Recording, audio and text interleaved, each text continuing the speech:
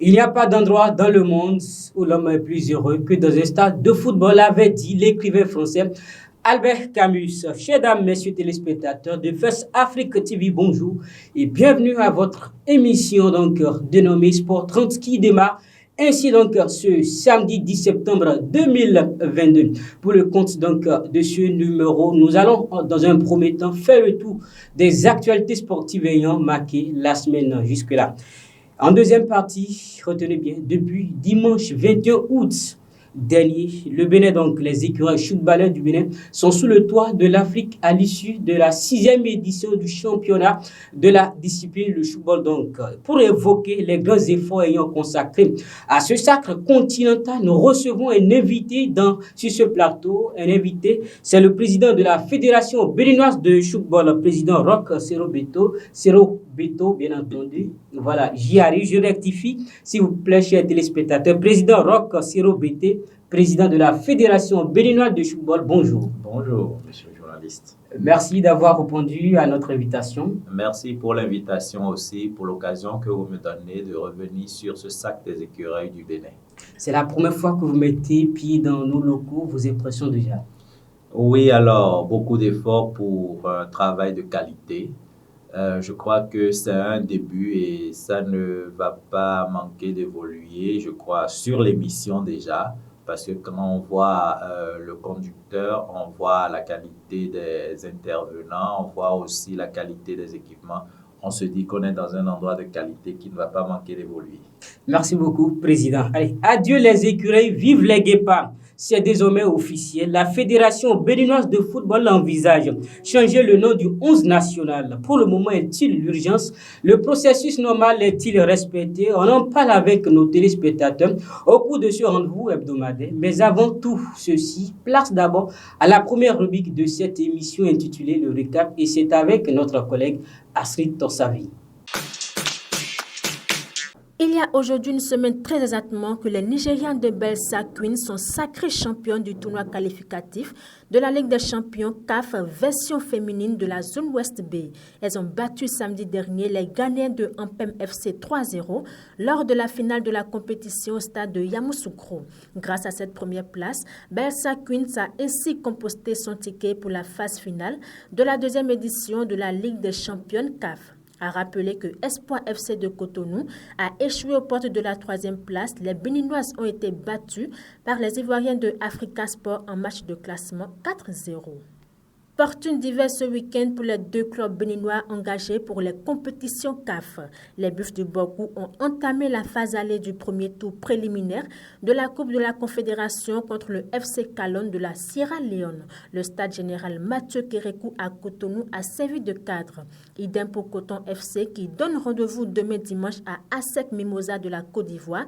Toujours sur les mêmes installations, les champions en titre vont ainsi disputer la phase allée du premier tour préliminaire de la Ligue des champions CAF. Les matchs retour auront lieu dans une semaine. Au chapitre football, toujours cette fois-ci avec le retour de la Ligue des champions UEFA. Les matchs de la première journée ont lieu cette semaine. Entre autres résultats enregistrés, l'éclatante victoire du Real Madrid 3-0 face au club écossais de Celtic, la balade de Manchester City sur la pelouse de FC Séville 4-0, la déroute de Red Bull Leipzig à domicile face à Shakhtar Donetsk 4-1, la courte et précieuse victoire du Paris Saint-Germain 2-1 face à la Juventus de Turin au Parc des Princes. Toutes ces rencontres ont lieu dans la soirée de mardi. Mercredi, donc, les Italiens de Naples ont corrigé les Anglais de Liverpool 4-1, victoire sans bavure de FC Barcelone 5-1 face au petit poussé Viktoria Plzen avec le premier triplé de la compétition signé Robert Lewandowski. Le Bayern Munich s'est défait de l'Inter Milan 2-0, le Sporting bat Eintracht Francfort 3-0 et les Écossais de Rangers Glasgow ont coulé face aux Néerlandais de Ajax Amsterdam 4-0. La deuxième journée se joue la semaine prochaine. Mais en attendant, c'est ce samedi que prend fin à Cotonou la 12e édition du tournoi international de zone ouest et centre de l'Afrique de Tialak, Tizokata 2022. Démarré mercredi dernier au stade général Mathieu Kérékou, la compétition réunit 6 nations à savoir le Bénin pays hôte, le Togo, le Nigeria, le Niger, la Côte d'Ivoire, la Guinée-Conakry, le Ghana sur les 8 nations attendues. Clap de fin donc ce samedi avec les finales dans les tirs en équipe et la remise de médailles. Fait également de ce récap. Merci pour l'attention et bonne suite à vous, Séverin Adewale, et à votre invité. Merci bien à vous, Astrid Tossavi, qui nous faisait donc le condensé, le tout de toutes les actualités sportives ayant marqué la semaine jusque-là. Eh bien, chers téléspectateurs, je vous l'annonçais à l'entame de cette émission, les écureuils footballeurs du Bénin sont sur le toit de l'Afrique. Ils ont remporté la 6e édition du football du championnat d'Afrique qui s'est tenu à Kampala en Ouganda du vendredi 19 au dimanche 21 août 2022. L'équipe béninoise a donc battu celle camerounaise. Au moment de la compétition, l'équipe camerounaise qui était l'équipe championne en titre, la sélection du Cameroun, donc 65-46 le score. Une sorte de revanche des ratons parce que c'est cette même équipe qui avait battu le Bénin d'entrée président. Oui, exactement. Alors maintenant le trophée est revenu à la maison et comme vous le constatez, le trophée est avec nous sur ce plateau. Les écureuils footballeurs sont rentrés, toutes fières et une fierté qui se lit également sur le visage de notre invité président. Roch Siro BT, soyez les bienvenus une fois encore. Merci bien, merci à First TV. Voilà, First Afrique TV, donc TV, président, comment aviez-vous vécu cet exploit, quand bien même que vous n'étiez pas de la délégation du côté de Kampala? Alors, vous savez, parfois, quand on n'est pas de la délégation, les émotions sont plus vives parce que vous n'êtes pas sur le terrain, vous ne voyez pas tout ce que vos poulains sont en train de faire, tout l'effort qu'ils font, et vous attendez le résultat à une mi-temps, vous dites soit vous êtes en avant, soit vous n'êtes pas en avant. Donc, on se demande avec beaucoup d'appréhension, en fait, ce qui va se passer. Alors, donc, comme vous l'avez annoncé, d'entame, le Bénin a rencontré l'équipe championne en titre qui est le Cameroun et s'est incliné avec un écart de 4 points, donc 54-50. Et cette première défaite, je crois, a été salutaire. Parce que c'est vrai, nous connaissions plus ou moins le niveau des équipes qui étaient sur ce championnat, notamment l'équipe du Cameroun, que nous avions déjà rencontré 5 fois en Coupe d'Afrique. C'est ça. Voilà, donc on savait que c'était une très très bonne équipe, on la savait aussi championne d'Afrique. Donc cette première rencontre, on l'avait préparée mentalement. On s'était apprêté une fois qu'on nous avait annoncé la constitution des poules de jeu. Alors, donc, après cette défaite, l'équipe s'est vraiment remise en cause et moi, je leur ai envoyé un message. Je leur ai dit, maintenant que vous avez perdu contre le Cameroun, je sais que vous pouvez gagner la Coupe. Pourquoi? Parce qu'en fait, je me suis dit, ça va provoquer un choc. Ça va permettre que l'équipe se remette en ordre pour pouvoir mieux faire que de partir sur un a priori. Nous avons battu le Cameroun, nous sommes bons. Et c'est exactement ce qui s'est passé. Et justement, vous avez encouragé l'équipe, vous ne cessez jamais d'encourager cette équipe, même avant leur départ. Vous avez promis, sinon vous avez demandé à vos joueurs de franchir le dernier carré. Ils ont fait plus que ça. Ils sont revenus avec le trophée.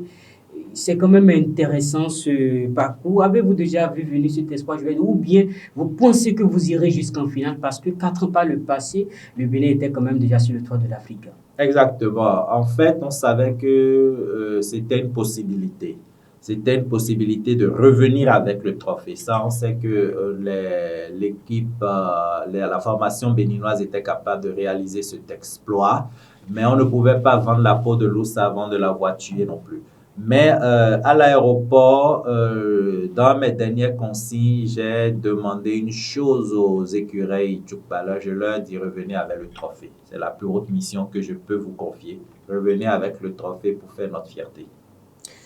Ils l'ont fait et je le disais, on l'a rappelé à l'entame de la compétition, ils ont perdu, mais cela n'a pas découragé la mentalité de vos joueurs sur les 5 rencontres disputées. C'est la seule défaite enregistré au cours de la compétition. Le reste, sinon, les compétitions restantes et l'équipe béninoise a remporté. C'est un travail de fourmi qui se fait au niveau de l'encadrement technique. Avant d'évoquer les résultats, les différents résultats, revenez sur le travail qui se fait au niveau de l'encadrement technique, les poulains de M. Doussoumo. Voilà, exactement. Il faut rendre à César ce qui est à César. L'encadrement technique fait énormément et a fait depuis plusieurs années un travail de fourmi. Alors, ces jeunes aujourd'hui qui représentent avec fierté le Bénin ont commencé à jouer, à pratiquer le football il y a une dizaine d'années pratiquement. Donc, en fait, au départ, c'était vraiment des gamins, des écoliers qui ont vu un jeu qui les a intéressés et qu'on a commencé à former, avec qui on a commencé à travailler. Donc, ils ont une certaine assiduité depuis une dizaine d'années. Ils ne manquent pas de s'entraîner. Donc, ça a fait évoluer les compétences techniques de nos athlètes. On a beaucoup travaillé sur les compétences techniques, sur le conditionnement physique, mais aussi sur le conditionnement psychologique pour leur dire c'est possible, c'est possible. Et déjà, on avait obtenu déjà en 2014 en étant vice-championne d'Afrique un premier résultat qui nous encourageait par rapport aux meilleurs de l'époque qui était la sélection togolaise. Après, en 2018, on est revenu dans un autre tournoi qui est le Beach Ball avec pratiquement le même effectif à quelques personnes près au Ghana où le Bénin, en faisant face à, je vais dire, aux éperviers du Togo, a pu remporter en fait le tournoi de beach ball. C'est là que nous nous sommes dit l'équipe est vraiment en forme et on peut réussir de grandes choses avec cette équipe. Alors, donc, nous partons en Ouganda, du côté de l'Ouganda, avec une certaine confiance en l'effectif que nous avons. Mais pas juste une confiance pour dire ils vont écraser tout le monde sur leur passage. Non, pas du tout. Mais on savait qu'avec d'efforts, avec de la discipline et si l'équipe suivait les consignes, qu'on allait pouvoir arriver justement à obtenir de bons résultats.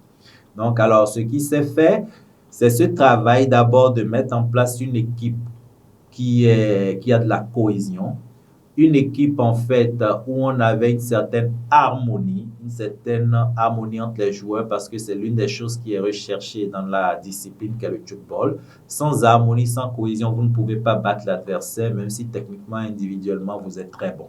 Donc cette cohésion, on l'avait. On a travaillé énormément sur l'aspect défensif.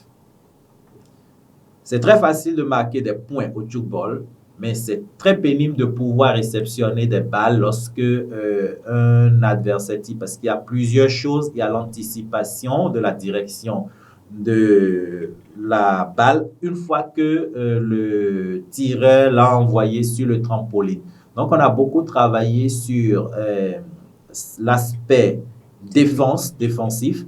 Et c'est ça qui a payé au niveau de la rencontre en finale avec le Cameroun parce que dans l'entame de jeu, le Cameroun a marqué son premier point. Mais une fois que le Cameroun a marqué son premier point, on a creusé un écart de 16 points. C'est-à-dire que toutes les balles, sur une dizaine de minutes, toutes les balles du Cameroun étaient réceptionnées, tandis qu'eux, ils n'arrivaient pas à réceptionner nos balles. Donc, voilà les éléments techniques en résumé qui ont été mis en place pour avoir les résultats que nous avons pu obtenir. Nous allons revenir plus amplement sur les différentes techniques parce que tout à l'heure, on aura évoqué comment se pratique même la discipline. Mais comme le dit un adage africain, une mission, un homme, les moyens, comment le voyage a été fait, les allers-retours, l'hébergement, ça a été facile? Ça n'a pas été facile, comme vous le savez. En fait, il y a des disciplines comme la nôtre qui, comme on dit, évoluent avec les moyens de bord. Déjà, on a eu l'appui du gouvernement béninois au travers de la subvention qui est accordée à toutes les fédérations. En plus, on a eu l'accompagnement du Fonds national pour le développement des activités de jeunesse, sport et loisirs. On a aussi frappé à la porte, en fait, des Béninois, de certaines entreprises aussi qui nous ont accompagnés dans le processus pour pouvoir être à Kampala et vraiment participer à cette compétition. Donc, tout s'est bien passé sur ces aspects-là, même s'il y a quelques points qui sont de reste à régler. Donc, le financement n'a pas été facile. Jusqu'à présent, il faut avouer qu'on ne l'a pas encore totalement bouclé. Mais on espère qu'on va pouvoir régulariser ce qui reste. Et dehors de ça, l'aspect sur lequel nous avons aussi vraiment bénéficié de l'appui du gouvernement national, c'est le volet administratif pour pouvoir faire déplacer tout le monde, avoir les visas, tout ce qu'il faut pour que nos athlètes voyagent sans souci dans les meilleures conditions. Donc, le financement de l'activité est ce qu'elle est, mais nous faisons avec les moyens du bord pour obtenir les résultats les meilleurs possibles. Bon courage à vous. Vous Merci. avez évoqué toutes les structures quand même qui vous ont aidé, mais pas. Apparemment, vous avez oublié le CNSBN qui chapeaute quand même toutes les fédérations. On en a jusqu'à une trentaine au Bénin. Qu'en est-il de vos relations? Oui, nous avons de très bonnes relations avec le CNOSB du président Julien Minavoie. Parce que depuis plusieurs années, en fait, nous sommes impliqués, invités dans toutes les démarches, les formations, les sensibilisations organisées par le CNOSP pour encadrer en fait l'évolution du sport au Bénin. C'est vrai que dans le cadre en fait de ce voyage, nous n'avons pas pu rencontrer le CNOSP avant de partir, mais une fois de retour, on a pris contact via le responsable de la communication. Et justement, on attend d'aller présenter en fait officiellement le rapport de l'activité aux différentes structures fêtières pour savoir quelle sera la suite donnée à cette victoire. Président Roch, cette fédération a vu le jour au Bénin, je vais dire pratiquement depuis 2005, dans les années 2005-2008. Vous avez eu à faire du chemin, vous avez eu à abriter même la CAN au Bénin ici. Dites-nous aujourd'hui vos ambitions à court et à long terme. Oui, en effet, nous sommes partis en fait sur une pratique du sport qui était parce qu'après avoir découvert le tchoukball dans des conditions qui étaient celles du temps, on a commencé à jouer progressivement, c'est devenu ce que c'est. Donc en 2014, la fédération a été mise en place et nous avons aussi abrité la Coupe d'Afrique en 2014, la 3e édition. Et depuis, nous avons fait justement le chemin pour continuer à développer l'activité et à faire évoluer les différentes associations. Aujourd'hui, nous en avons une quinzaine sur toute l'étendue du territoire national.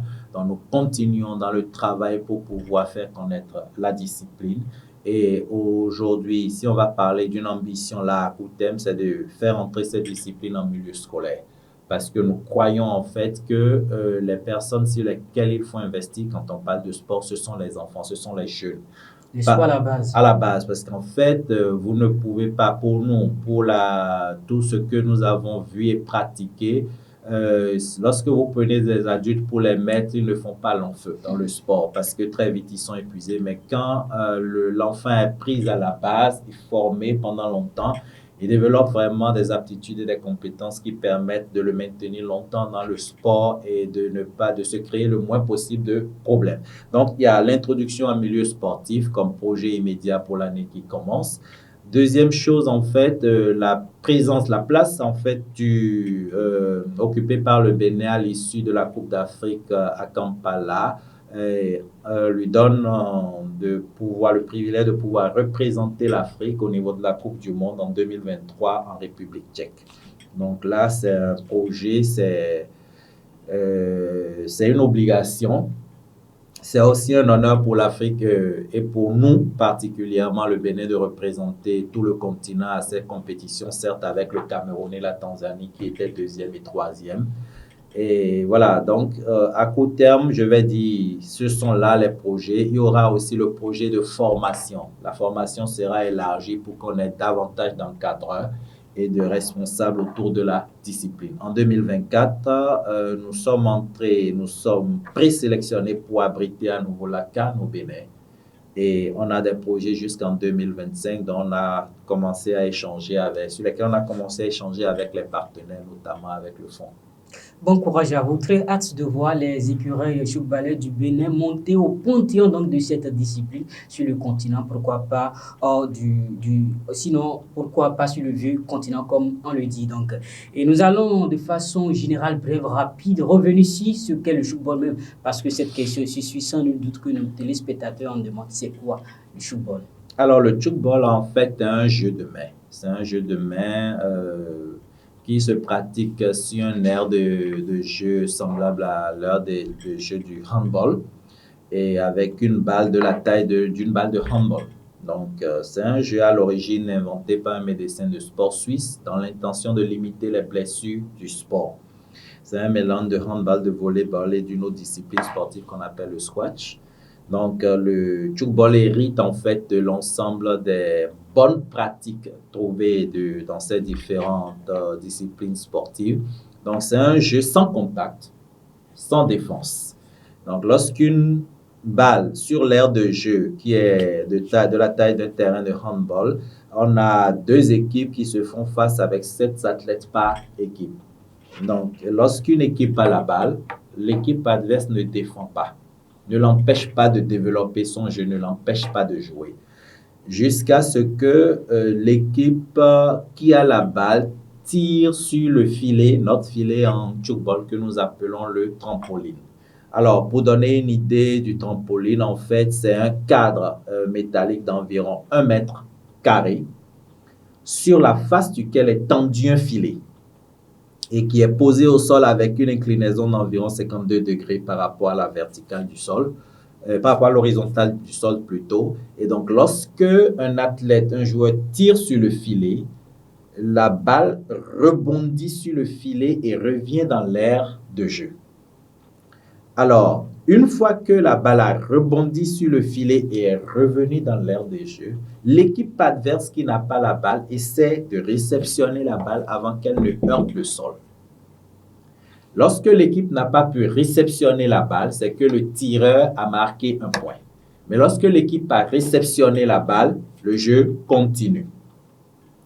Et dans le tchoukball, il n'y a pas voilà mon camp, comme dans d'autres disciplines où on doit marquer voilà le camp de l'adversaire. Non, on tire indépendamment sur n'importe lequel des camps. Ça n'a rien à voir avec le football parce que quand vous parlez du football, certains ont tendance à dire c'est le football. Non, je crois qu'à l'issue de cette émission, déjà que c'est samedi, je vais quand même peut-être aussi m'apprêter pour vous rejoindre de l'autre côté. Président, merci beaucoup pour toutes ces précisions. Vous allez rester avec nous ici pour... Revenu sinon pour parler de la dernière rubrique de cette émission sans transition bien entendu. Je l'annonçais, c'est la fin d'une époque au Bénin. Le Bénin, notre pays, a décidé de se rebaptiser. Désormais, son équipe nationale connaîtra une autre appellation placée près d'un demi-siècle sous la protection du petit mammifère rusé. Adorable travail qui sont les écureuils du Bénin. Eh bien, la sélection béninoise chante de cheval. Cela fait des mois que c'était déjà dans l'air. Mais samedi 20 août dernier, à l'issue de sa réélection à la tête de la Fédération béninoise de football, Mathurin de Chacus a fait savoir que les joueurs béninois s'appelleront désormais les guépards. Aussi un mammifère, courageux, intelligent et considéré comme l'animal le plus rapide au monde. Mais après cette annonce, une question cloue les lèvres. Est-ce que c'est le nom de l'équipe nationale qui fait gagner les rencontres? C'est le processus normal. Nous avions posé ces questions à nos téléspectateurs qui n'ont pas manqué de réagir. Président, on suit ensemble. Bonjour chers amis internautes, je suis Gabé Akoton, je réside à Akporo-Missirité, bien sûr au Bénin. Nous avons appris que la fédération a décidé de changer le surnom des écureuils en guépard. Je crois que le problème n'est pas là. C'est avec bien sûr ces écureuils que nous étions en quart de finale de la Coupe d'Afrique des Nations. N'oubliez pas, le coq sportif est champion du monde et pourtant les lions de la Teranga ne sont pas champions du monde. Alors ce n'est pas la puissance du surnom qui pourra jouer. C'est peut-être une autre organisation ou bien le problème. Le problème est purement ailleurs. Je ne suis pas du tout d'accord avec ce changement et je ne serai pas d'avis. C'est mon avis parce que là, le guépard, certes, c'est un animal dangereux, féroce, mais les écureuils, je crois que ce nom a fait aussi beaucoup et c'est avec ces écureuils le Bénin s'est qualifié plusieurs fois pour la Coupe d'Afrique. Guépard ou bien écureuil, je préfère écureuil. Merci. Ensuite, Sonia, changer le nom écureuil, pour moi, c'est un problème qui ne devrait pas se poser.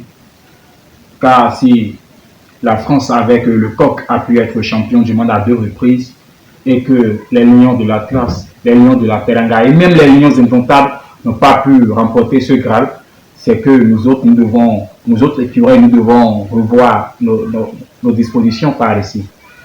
Revoir la formation des jeunes, l'encadrement et même la direction technique. Excusez-moi, la direction technique, c'est vrai qu'elle existe aujourd'hui du nom, mais c'est une direction technique dormante. Donc il faut revoir tout cela, il faut revoir tout ce processus au lieu de penser à un changement de nom. L'écureuil n'a rien fait de mal, il faut garder l'écureuil. C'est grâce à l'écureuil qu'on a été quart de finaliste. c'est grâce à l'écureuil qu'on a participé à 4 CAN.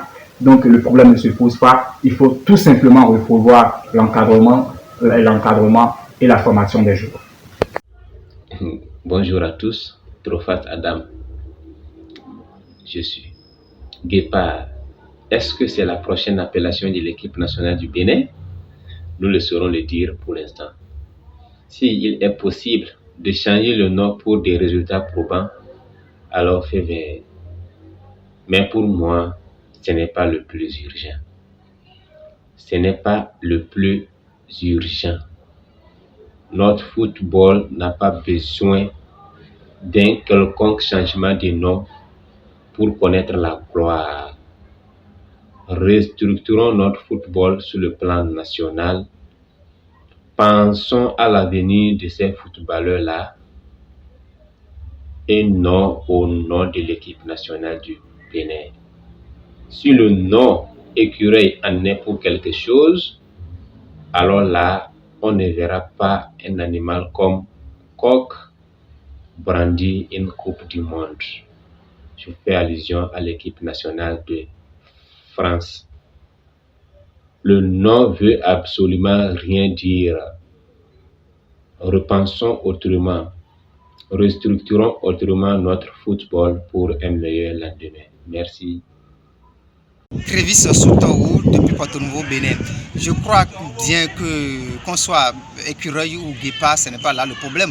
Le football béninois est miné aujourd'hui par l'absence d'une équipe compétitive, l'absence d'une direction technique nationale, l'absence d'un staff digne du nom et l'absence d'un sélectionneur digne du nom. Le championnat béninois est moribond.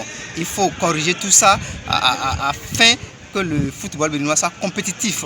Donc sans ça, je crois qu'on change de nom ou pas, ça ne pose pas problème. Les champions du monde s'appellent les coqs. Alors les éperviers du Togo ont participé une fois à la CAN et à la Coupe du Monde et pourtant, donc je pense que ce n'est pas là le problème.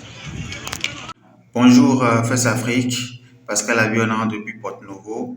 Je suis totalement contre le fait que notre équipe nationale passe d'écureuil à guépard. Je pense que ce changement de nom n'est pas important à l'heure actuelle. Il faudra nécessairement penser à la nomination d'un entraîneur de qualité, au dénichement des talents qui sont un peu partout dans le monde, afin de constituer une équipe solide. Voilà, apparemment, le sujet qui fâche l'opinion publique, président, ça vous concerne aussi désormais. Est-ce qu'on parlera des guépards footballeurs du Bénin? Votre avis sur le sujet rapidement? Alors, comme l'ont souligné en fait plusieurs intervenants, ce n'est pas pour nous un problème de nom. La discipline, un sport en fait, c'est un problème d'encadrement, de préparation, de travail de fond. Que vous appeliez guépard, écureuil, épervier, coq sportif, que ce soit la squadra Azura ou bien, justement, voilà, quel que soit le nom que vous portez, il faut un travail à la base. Donc pour moi, le sujet, une fois que les autorités auraient décidé d'un nom, tout le monde va s'appeler ainsi. Donc pour moi, le sujet n'est pas là, le débat n'est pas là. Le débat, c'est qu'est-ce que chaque fédération, chaque discipline fait pour que, en voulant représenter notre pays, on est les meilleurs. Et pour moi, le nom, c'est cosmétique. On peut changer de nom autant qu'on veut, mais c'est à la base le travail effectif de préparation des athlètes, de formation des athlètes, de formation des encadreurs, de la mise en place en fait de toute l'organisation qui doit accompagner les athlètes n'existe pas. Vous aurez beau changer de nom, rien ne changera. Donc à vous comprendre, cela ne fait pas partie des priorités de votre fédération. Non, pas du tout. Avant de conclure cette émission avec vous, nous allons quand même présenter le trophée à nos téléspectateurs. Là, nous voyons des vélos. Qu'en est-il, président? Je vous laisse soulever votre trophée. Oui, on va soulever le trophée ensemble, voilà. Parce que pour nous, ce n'est pas le trophée en fait de la fédération. C'est pour le Bénin. C'est le Bénin qui nous a fait confiance parce que en nous donnant les autorisations pour sortir du pays, pour aller représenter le pays, porter le nom du pays, c'est une confiance en fait que les autorités nous ont accordée pour dire oui, vous pouvez représenter le pays. Et voilà, nous les remercions. Et ce trophée, si nous devons dédier cela, c'est vraiment à tout le pays, à tout le Bénin que nous dédions ce trophée. Et derrière, remercier les athlètes qui ont travaillé d'arrache-pied pour que ce trophée soit en fait entre nos mains aujourd'hui. Vous l'avez compris, chers téléspectateurs, chers publics béninois, le trophée, c'est le vôtre, le trophée, c'est le nôtre. Ensemble, maintenant le cap pour pouvoir propulser le football béninois au panthéon donc, du continent. Ça va être donc la fin de cette émission. Président Roxero BT, merci donc une fois encore à vous. C'est un plaisir, un honneur de vous avoir dans nos locaux. Merci infiniment pour l'invitation qui nous a été faite et la reconnaissance en fait que nous vous accordez au travers de votre plateau. Nous vous en savons gré, chers téléspectateurs. Ainsi prend fin donc ce rendez-vous donc ce samedi 10 septembre 2022. Merci de nous avoir suivis du bout en bout. Je vous le rappelle, c'est le premier numéro donc de cette émission Sport 30. C'est un bébé qui vient de naître. Sans nul doute, le bébé va grandir sous vos ailes. Je vous retrouve très prochainement. Les adieux.